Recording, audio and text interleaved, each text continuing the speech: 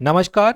दिल्ली की काउंसलिंग को लेकर अर्जेंट अपडेट है। स्टेट कोटा दिल्ली की काउंसलिंग जो कि इंद्रप्रस्थ यूनिवर्सिटी जो कि द्वारका सेक्टर 14 में दिल्ली में प्रेजेंट है, उसके थ्रू जो 3 कॉलेजेस मिलते हैं, BSA Baba Sahib Ambedkar, NDMC north Delhi municipal college और एसीएमएस जो कि army college of medical sciences Delhi cantt metro station के पास में प्रेजेंट है, उसकी काउंसलिंग के लिए रजिस्ट्रेशन दोबारा ओपन हो चुके हैं।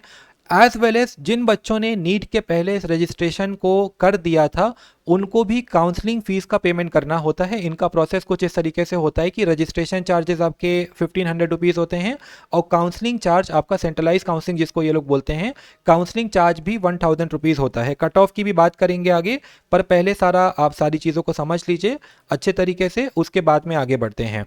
तो 3 कॉलेजेस हैं जिसकी 85% सीटें आपके वीएमएमसी और आरएमएल भी इंद्रप्रस्थ यूनिवर्सिटी में आते हैं, पर उनकी सीट्स जो हैं वो एमसीसी की काउंसलिंग के थ्रू ही मिलती है। डबल एंट्री होती है वहाँ पे, मतलब एक बार आपको एआईक्यू कोटा से उन कॉलेजेस को भरना होगा और एक बार आपको दिल्ली के कोटा से उन कॉलेजेस को एमसीसी की काउंसलिंग में भरना होगा। अगर इसकी बात करें आईपीयू की काउंसलिंग की, बीएसए और एनडीएमसी और एसीएमएस के लिए, तो डॉक्यूमेंट वेरिफिकेशन ऑनलाइन होगा, उसमें स्क्रूटिनी होगी। अगर आपके डॉक्यूमेंट में कोई गड़बड़ आती है तो आपको डॉक्यूमेंट सही करके दोबारा अपलोड करने का टाइम दिया जाएगा, पर इंश्योर करिए कि आपके सारे डॉक्यूमेंट्स ठीक हों।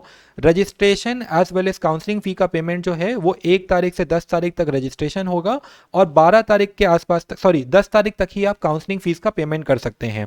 तो जिन बच्चों ने आपका रजिस्ट्रेशन पहले से किया हुआ था, वो इंश्योर करें इस चीज़ को कि आप टाइमली अपनी काउंसलिंग फ़ी का पेमेंट कर दें, जिससे कि आप आईपीयू की काउंसलिंग फ़ीस में पार्टिसिपेट कर पाएँ। देन आपका जो डॉक्यूमेंट वेरिफिकेशन का प्रोसेस है वो आपका 12 तारीख तक होगा। 2 तारीख से 12 तारीख तक आपका डॉक्यूमेंट वेरिफिकेशन का प्रोसेस होगा, जहां पे आपको अपने रिक्वायर्ड डॉक्यूमेंट्स जो भी आपके कैटेगरी के सर्टिफिकेट्स हैं उनको अपलोड करना होगा। इसके बाद में इंपॉर्टेंट ये है कि आपके 2 राउंड दिल्ली की काउंसलिंग के अब ऑनलाइन होने लगे हैं। 2022 तक जो दिल्ली की काउंसलिंग होती थी उसमें सेकेंड राउंड ऑफलाइन हो जाता था, जहां पे सारी सीट्स फिल हो जाती थी। दिल्ली में कोई स्ट्रे राउंड नहीं होता है, एक्सटेंडेड स्ट्रे राउंड होता है। दिल्ली की काउंसलिंग को लेके कंप्लीट इन्फॉर्मेशन आपको मेरी इस वीडियो में मिल जाएगी, जिसका लिंक आपको ऊपर इन्फॉर्मेशन बटन में मिल जाएगा। वहाँ पे मैंने लास्ट ईयर जो ऑफलाइन काउंसलिंग में हुआ था सारा कुछ एक्सप्लेन किया हुआ है, कट ऑफ के बारे में, कैसे बच्चों को लो रैंक पे सीट मिला, सारा फिनोमिना एक्सप्लेन है। तो प्लीज़ अगर आप दिल्ली के स्टूडेंट हैं तो इस वीडियो को अच्छे तरीके से ज़रूर देख लीजिएगा। देन इसके बाद में इंपॉर्टेंट है, अगर कट ऑफ की बात करें तो एनडीएमसी की अगर हम बात करते हैं, जो कि दिल्ली स्टेट कोटा का लास्ट कॉलेज है सिविलियंस के लिए, क्योंकि एसीएमएस में सिविलियंस की सीट्स अनरिजर्व कैटेगरी के लिए नहीं है, रिजर्व कैटेगरी में भी एससी एसटी के लिए बस सिविलियंस की सीट्स हैं और आर्मी कैंडिडेट्स के लिए, फोर्स कैंडिडेट्स के लिए सीट्स हैं।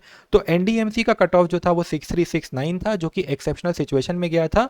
कट ऑफ डिपेंड करता है नंबर ऑफ दिल्ली स्टूडेंट्स पे। जो एनटीए के द्वारा डेटा पब्लिश किया गया था, उस डेटा में सेंटर का डेटा था। हमारे पास में खुद भी ऐसे बहुत सारे क्लाइंट्स आए जो कि जो हरियाणा के रहने वाले थे, उनके पास में दिल्ली का डोमिसाइल था, पर पेपर उनका हरियाणा में पड़ा था। तो वहां से अपनी स्टेट मेरिट रैंक को कंपेयर करने की कोशिश मत करिएगा। दिल्ली की काउंसलिंग बहुत ही स्मार्टली कराना बहुत इंपॉर्टेंट होता है। आप अपनी काउंसलिंग फीस का पेमेंट कर दीजिए। एंड इसी के साथ में अगर कट ऑफ की बात करते हैं तो जो डीयू के कॉलेजेस हैं, यानी कि अगर गर्ल्स के केस में बात करें तो एलएचएमसी होता है जनरल कैटेगरी में, उसका कट ऑफ लास्ट ईयर 5081 गया था सेकेंड राउंड में। और अगर बॉयज़ की बात करें तो यूसीएमएस लास्ट कॉलेज होता है 3133 पे क्लोज हो गया था। उसके आगे की जो कट ऑफ थी वो बीएसए और एनडीएमसी में सीट्स की फिलिंग हुई थी। तो देखते हैं इस बार आईपीयू अपनी काउंसलिंग को किस तरीके से कंडक्ट कराता है। बहुत सारी कॉम्प्लेक्सिटी, बहुत सारे प्रॉब्लम्स लास्ट ईयर अराइज हुए थे जब आईपीयू की काउंसलिंग हुई थी। वी होप कि प्रोसेस को वो लोग इस बार स्मूथली कंडक्ट कराएं एंड लेट्स सी कि क्या होता है। बट आप सारी चीज़ों को अच्छे से करिए, अपने डॉक्यूमेंट्स का वेरिफिकेशन अच्छे से करवाइए, as well as counselling registration fees का पेमेंट करने के बारे में मत भूलिएगा। जिन बच्चों के पास में दिल्ली का 11th और 12th का मार्कशीट है, यानी कि जिन्होंने स्कूलिंग दिल्ली से की है, 11th और 12th दिल्ली से किया है, बस वो बच्चे दिल्ली के लिए एलिजिबल होते हैं। डोमिसाइल सर्टिफिकेट की आपको ज़रूरत नहीं होती है दिल्ली में एडमिशन लेने के लिए। हालांकि अगर आप दिल्ली के कैंडिडेट हैं और आपके पास में आपका दिल्ली में एडमिशन नहीं हो पाता है, आपको कहीं किसी अदर स्टेट में एडमिशन लेना पड़ता है, तो बस एक वेरिफिकेशन आइडेंटिटी डॉक्यूमेंट के तौर पे आजकल डोमिसाइल काफ़ी सारे कॉलेजेस में मांगने लगे हैं। तो डोमिसाइल अपना बनवा लीजिएगा। बाकी डॉक्यूमेंट्स की वीडियो आप देख सकते हैं, लिंक आपको डिस्क्रिप्शन में मिल जाएगा। And all the best to all of you. Carefully अपनी काउंसलिंग कराइए। Best of luck. Thank you.